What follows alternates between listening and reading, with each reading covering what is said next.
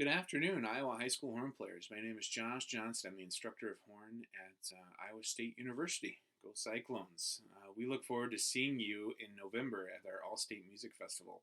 A couple of notes about these All-State Etudes. The first thing I want you to keep in mind is that this audition is a four-fold process. So, not only do we have the Etudes, we have a solo, we have chromatic scales, and then we have major scales. With my students, I always like to say, let's over-prepare on the three things that we can calculate. So that's chromatic scales, major scales, then that's solo, and the etudes. So we have all of this information, and they're looking at all four different facets of the audition. And it's on a scoring system, so if that chromatic scale isn't quite up to snuff, or those major scales have been overlooked in some way, they're going to ding you right away. So we want to make sure that we have all of those components ready to go. So here's number 19, some things to look for.